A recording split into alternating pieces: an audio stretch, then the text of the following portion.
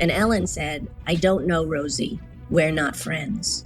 And that was like one of the most painful things that ever happened to me in show business in my life. 30 years of friendship destroyed on national television in one sentence. Sick, phony, hypocrite, liar. That's what she... That's not a disgruntled fan. That's not a troll on the internet. That is a producer who worked inside that show for years, sitting on camera, saying what she saw with her own eyes. And the beast we're fighting is not just that round guy in an orange spray tan. It's a big cabal of powerful white men. And it's time to end it. She's outside Hollywood now. She's outside their machine. She's outside every pressure point they use to keep people quiet. And for the first time in 30 years, Rosie O'Donnell is ready to talk. And when word reached Ricky Gervais, the man who'd been firing warning shots from the Golden Globe stage for a decade reportedly, he didn't laugh. This time, reportedly, he cried. Here's exactly what Rosie said, exactly what it means, and exactly why the most powerful people in Hollywood are terrified it's only just beginning. Let's start at the beginning, because you cannot understand what Rosie O'Donnell is doing right now without understanding what Ellen DeGeneres took from her first. These two women go back decades. Real friendship, the kind that exists before the fame, before the money, before the industry turns every relationship into a transaction. Rosie was already doing her talk show. Ellen was building hers. And for a long time, they were genuinely in each other's corner. Then something shifted. Ellen's daytime show didn't just become popular. It became a phenomenon. And with that phenomenon came access. Real access. The kind that lets you into rooms that most people don't know exist. Private planes, private islands, private parties where the guest list is kept even more carefully than the conversation. And Rosie watched it happen in real time. She watched her friends start cutting ties with the people who knew her before the billionaires showed up. She watched Ellen gravitating toward a completely different world. A world with a very different set of rules. A world where what happened behind closed doors stayed behind closed doors, or else. Rosie knew. She saw the shift happening and she stayed quiet. Maybe out of loyalty, maybe out of fear, maybe both, but she was watching, and she was remembering everything. Then came 2004, Ellen on Larry King Live. Larry King brings up Rosie's name, mentioning that her show had ended, and this was the moment. This was Ellen's chance to say something human, to stand up for someone wwho had been there for her before any of this. Instead, Larry King asked her, and Kelly and I were in bed watching it, and he asked her, "Whatever happened to Rosie O'Donnell? Her show went down the tubes." And Ellen said, "I don't know, Rosie. We're not friends." And that was like one of the most painful things that ever happened to me in show business in my life. That's it. That's the sentence. Live television, national audience, 30 years of history erased in 8 words. From that moment on, Rosie was done. Not just done with Ellen, done being quiet about what she knew. Because here's the thing about Rosie O'Donnell, she is not someone who forgets. And she is definitely not someone who forgives when someone who benefited from her silence turns around and publicly humiliates her on national television. The way she treated me must be the way she treats others. And I felt, very betrayed. That line is more important than it sounds. The way she treated me must be the way she treats others. She's not just talking about being hurt. She's connecting behavior. She's saying, if this is how she operates in full public view, what does she do when nobody's watching? That is the question that drives everything that comes next. For 19 years, Ellen DeGeneres built an empire on 2 words: be kind. It was on the merchandise. It was on the intro card. It was in every interview, every charity segment, every tearful surprise giveaway, every moment where she danced across that stage and told America that all it took to make the world better was a little more kindness. For 19 years, that was the deal. You tuned in, she danced, you felt good about yourself for watching, and the whole time behind the cameras, something completely different was happening. In 2020, 36 former employees went to BuzzFeed, and what they described was not kind. One of them, not an intern, not a junior assistant, a producer who had worked with Ellen for years, sat on camera and said it in plain language. Sick, phony, hypocrite, liar. That's what she... And she wasn't the only one. From the very beginning, don't talk to Ellen, don't do this. You can't, go into her office. It was very nerve-wracking, very stressful. We all walked on eggshells all the time. Walked on eggshells. At the Be Kind show, Warner Media launched a full investigation. 3 executive producers were fired. The allegations included inappropriate touching, racial discrimination, and a culture of fear that had reportedly been running beneath the surface of the kindest show on television for years. Multiple celebrities came forward. Brad Garrett, Leah Thompson, Margaret Cho, Dakota Johnson, all confirming the same thing. This wasn't a surprise. This wasn't isolated. This was reportedly common knowledge throughout the industry. Everyone in those circles allegedly knew, and they all stayed quiet because that is how Hollywood works. Then Ellen sat down on her own show and addressed it on air. The truth is, I am that person that you see on TV. I am also a lot of other things.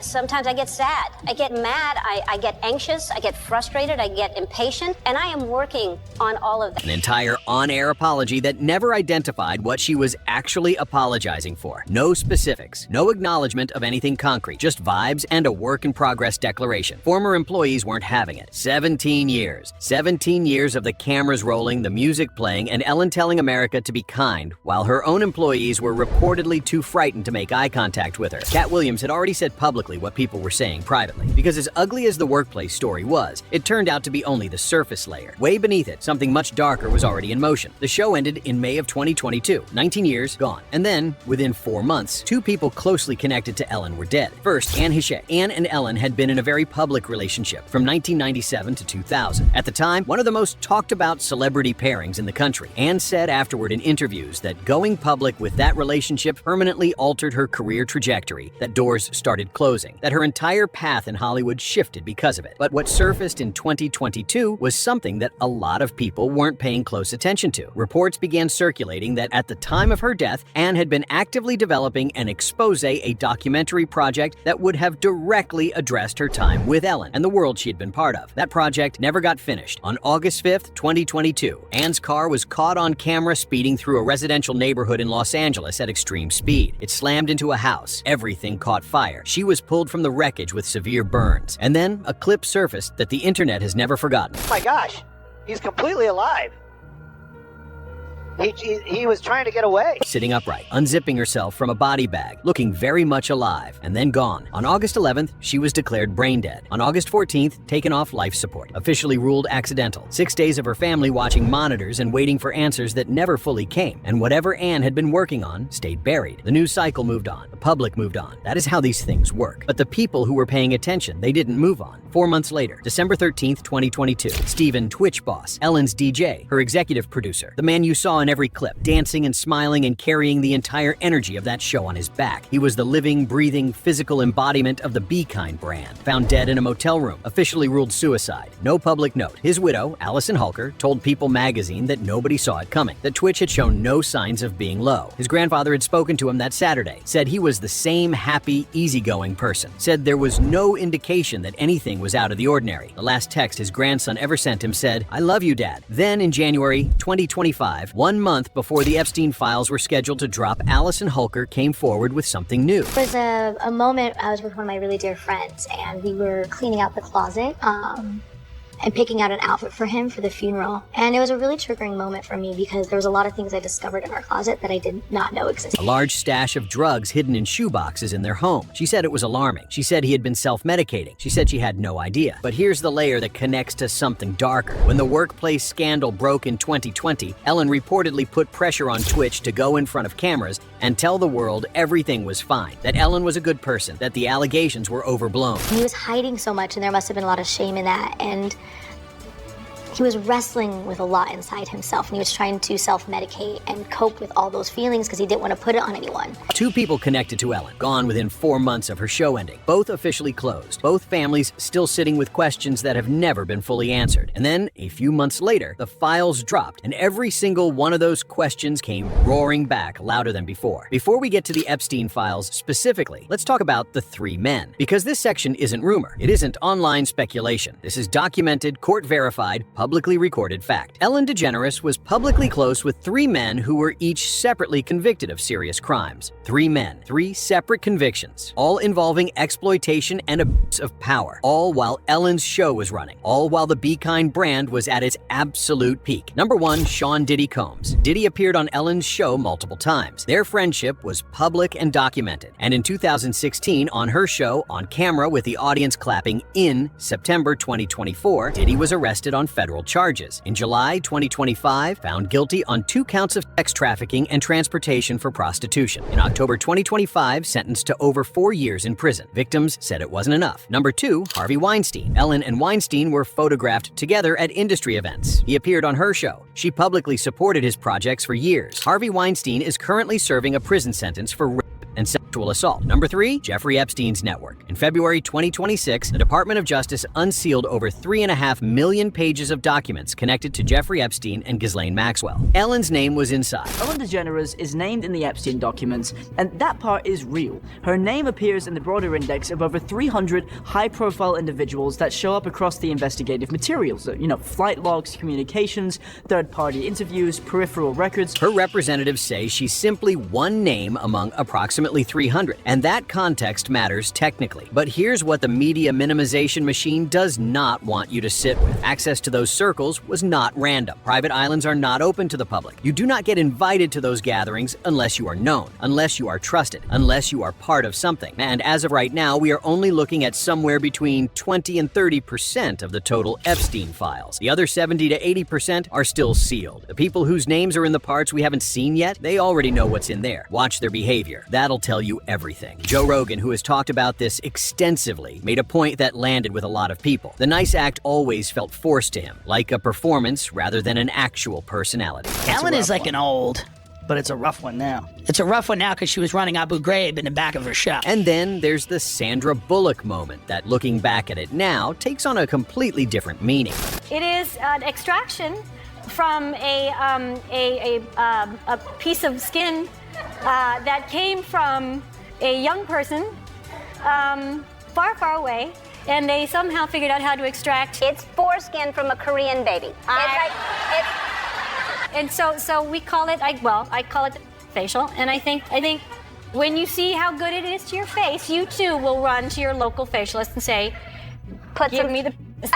Looking back at it now, the question people are asking is whether they were hinting at something darker right there on live television, confident that nobody would ever connect the dots. The official story is that it was a routine celebrity beauty segment. But once you know what some people in that world were allegedly into, you start hearing it differently. You decide. While all of this was building, the files moving toward release, the names starting to surface, the panic quietly setting in, something else was happening on the other side of the Atlantic. Rosie O'Donnell had moved to Ireland, not temporarily, not for a vacation. She relocated. She built a new life there, far outside the reach of the Hollywood machine. And once she got settled, she posted a long statement on Instagram. Right there next to it, a photograph of Jeffrey Epstein. That wasn't casual. That was not a coincidence. That was a warning shot. Rosie O'Donnell, outside Hollywood's jurisdiction, outside their media ecosystem, outside every pressure point they normally use to silence someone telling the world she was ready to talk. Ellen saw it immediately, and her response told you exactly how terrified she was.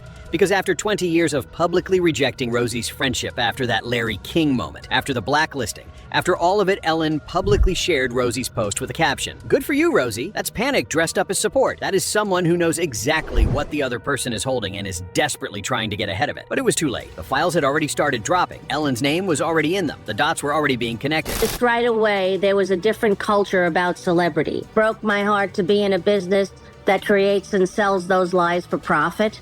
It was very heavy, to tell you the truth. That doesn't sound like someone talking about the industry from the outside. That sounds like someone who was inside it, who saw it up close, who watched it happen and couldn't unsee it once she did. And she has made it absolutely clear she is not going back to being quiet. The beast we're fighting is not just that round guy in an orange spray tan. It's a big cabal of powerful white men. And it's time to end. She's not just talking about politics when she says that. Anyone who has been following this story closely hears something much more specific in that statement. Now, here is the layer that most people are not talking about. Ricky Gervais, the man who stood on the Golden Globe stage in front of 200 of the most powerful people in the entertainment industry and said exactly what 200 million people watching at home had been waiting for someone to say. Who do I pander to? The 200 richest people in the room, or the 200 million people watching at home who aren't winning awards, who aren't millionaires. For years, Gervais used comedy as the delivery mechanism. The jokes were the weapon. Standing on that stage in 2020 and saying Jeffrey Epstein did not kill himself out loud at the Golden Globes, directly into cameras broadcast worldwide while the room went ice cold. He didn't flinch. He didn't backtrack. But here's what people are now saying. According to sources familiar with the situation, when Rosie's Instagram post dropped the one with the Epstein photograph, the statement, the declaration that she was done being quiet, it reportedly reportedly reached Gervais almost immediately, and his reaction, by all accounts from those who know him, was not what you'd expect from the man famous for smirking through every controversy he creates. He was reportedly emotional. Think about what that means for a second. This is a man who built his public persona around being unshakable, around the idea that nothing rattles him, that he says the unsayable and walks away laughing. And the story going around is that when he heard Rosie, a woman who had been silenced for 30 years, who had watched her friend disappear into that dark world, who had carried all of it quietly for decades, when he heard her finally say it, something got through.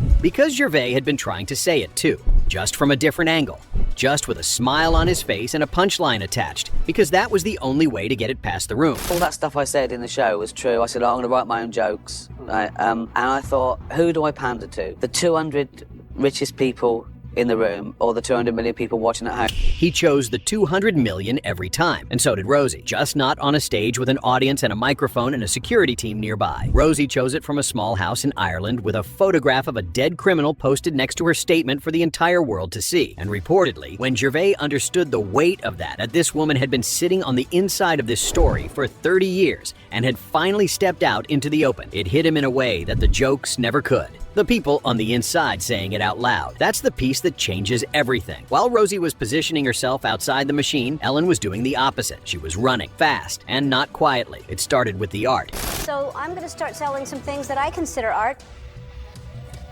because, you know, they're art. It just depends on if you're the first to put it out. That's how you kind of establish something. This wasn't a casual collection cleanup. Observers who tracked the sales described it as a fire sale. She moved approximately $10 million worth of pieces works by Jean-Michel Basquiat, custom sculptures by François-Xavier Lalande, valued at around $1 million each in a short window of time, ripping out pieces of a collection that she had spent decades building. Then the properties. The California Bluff-Top estate sold for $96 million. The Montecito Beach bungalow listed at $29 million, pulled off the market, relisted at $33.9 million, then dropped straight back to $29 million when the panic set in, and she just needed it gone. Close to Ellen and her wife, Portia de Rossi, told The Wrap that the couple has placed their Montecito home on the market and have decided to relocate to the Cotswolds in England due to the political climate in the United States. That is the official story. Political climate, election results, disillusionment, distance from the chaos. Here's the problem with that story. Ellen and Portia had already purchased their house in rural England months before the election even happened. The political narrative was constructed after the fact. It was a cover story built to explain a move that had already been decided long before any election result came in. They were not fleeing an election. According to everything that has come out, they were fleeing a timeline, a federal timeline. The Epstein files were going to drop, and they were not going to be in America when that happened. That is not the behavior of someone who believes they have nothing to worry about. That is not how innocent people act. And the people in Ellen's industry who claim to have no idea who she really was. So celebrity culture has,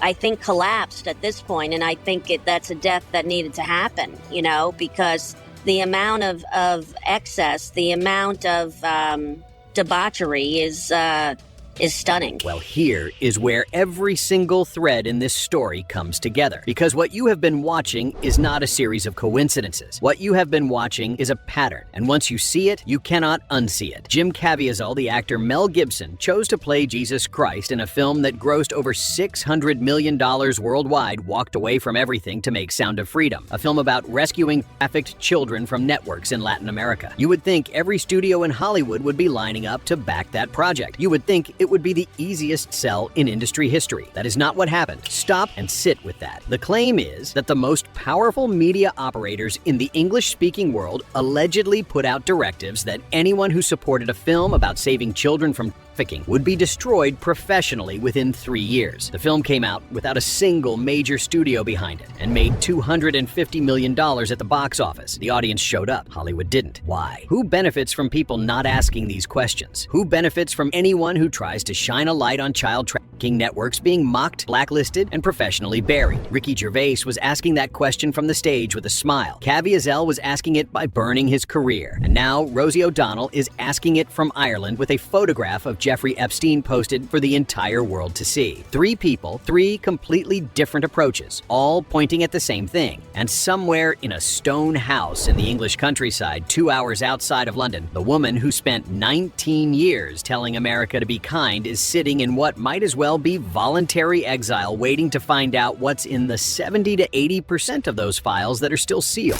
When you see like a lot of people saying that someone who seems so nice is not nice at all. She doesn't seem nice, but that people have a very poor judge of character. She doesn't seem nice. It seems forced. The Be Kind brand is finished. The slogan, the merchandise, the hashtags, all of it is ash now. What remains is the ugly reality of what the files revealed, and the behavior of someone who clearly saw those files coming long before the public did. Would an innocent person sell $10 million worth of art in a fire sale? Would an innocent person dump historic properties at a loss and flee the country overnight? Would an innocent person buy a house in rural England months before using an election as their cover story for leaving? That is not how innocent people behave. The panic is the confession. The panic is the confession. And the woman who knew her better than almost anyone alive? She's in Ireland. She's not scared. She's posting photographs of Jeffrey Epstein next to statements that the Hollywood machine has absolutely no power to silence anymore. She knew things for 30 years. She stayed quiet for 30 years. And she's done. As for Ricky Gervais, the man who spent years trying to crack open that wall with jokes while a room full of terrified, powerful people laughed nervously and prayed he wouldn't say their names reportedly. Hearing Rosie finally say it out loud hit differently than any Golden Globes moment ever could, because the comedy was always a vehicle. The actual truth, that was the destination, and Rosie just arrived there first, without a punchline. The files are still coming. The sealed percentage is not staying sealed forever. The people whose names are in the parts we haven't seen yet already know it. Their behavior tells you everything. Sell the art, dump the properties, build the cover story, run. The truth has a way of getting through eventually. It always does. Drop your thoughts in the comments. Which name do you think leads the next chapter when the rest of those files come out? And if you're not subscribed yet, you're going to want to be here when that next chapter drops. Hit that